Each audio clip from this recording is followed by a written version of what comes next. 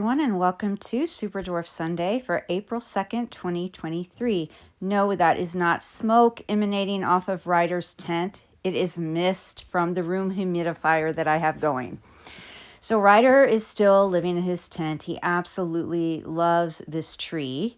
And I often have a room humidifier going in this area because this is a mesh tent.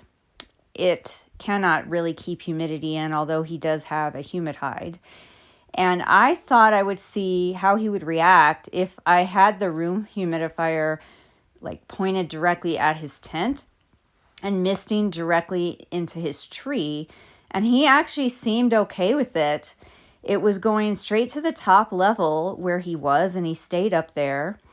And it came out the very top by where I have his UV and basking lamps above the mesh. And he didn't seem bothered by this at all. This is how I had it set up, and it was just spraying directly into his mesh tent for a little while. But Ryder seemed to actually like that all right.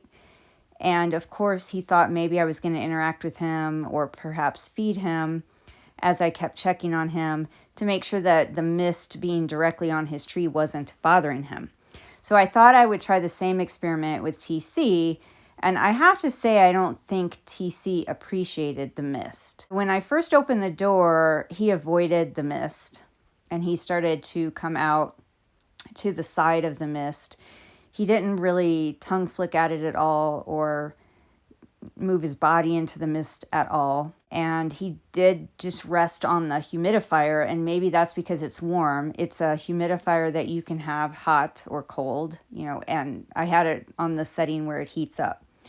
So he seemed okay with being on top of it, but he didn't really seem to like the mist. And I sort of turned him around to see what he would do when the mist touched him, and this is what he did. He kind of spazzed out and really quickly started to climb up the side of his enclosure and onto the enclosure adjacent to him as fast as he could. Like, he didn't like the wet on his body, which I find interesting because Ryder seemed to not mind it at all.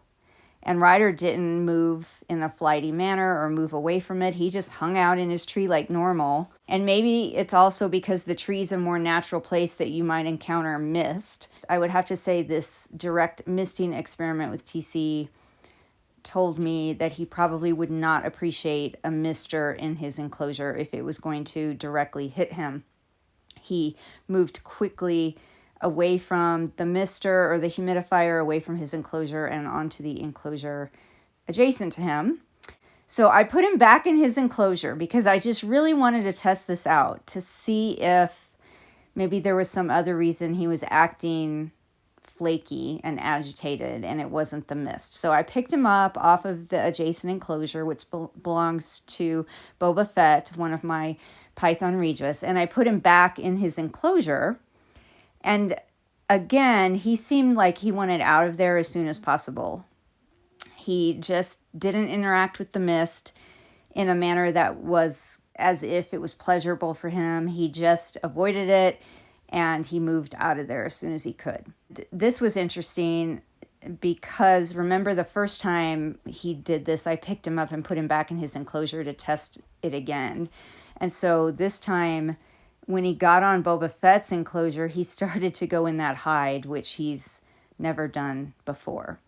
We're going to look at some video footage now from a different night. There's no mister or humidifier involved, and I let TC out of his enclosure just like normal to climb and exercise and move around. And Boba Fett was also exploring outside of his enclosure. And TC climbed on top of Boba Fett's enclosure, which that's not unusual. But instead of moving on, which is what he normally does, he normally crosses over this top of this enclosure and goes over to the tree and then crosses the room and moves on. This time he did not move on. He stayed there and he was smelling and tongue flicking at Boba Fett and at his enclosure. And so I was not really 100% comfortable with this. I really felt like TC was getting too close to Fett at one point starting to go into Fett's enclosure and started to tongue flick closer and closer to him in a manner that made me uncomfortable. I put my hand underneath TC's neck to move him away, and he snapped at me and tagged me. And I believe he thought I was another snake, just like when you grab a dog that's fighting with another dog and they bite you by mistake, or a horse is kicking at another horse and it kicks you instead because you happen to be standing there. And I don't think he intended to bite me. I think he literally intended to bite the other snake, because immediately after that, I picked him up and he was just fine with me. And I put him immediately back into his own enclosure. And then he tried to come back out onto my arm and climb on me just like normal. So I believe that when I touched him, he thought it was the other snake and he snapped. But I just don't like the way TC behaves around other snakes. I don't trust him.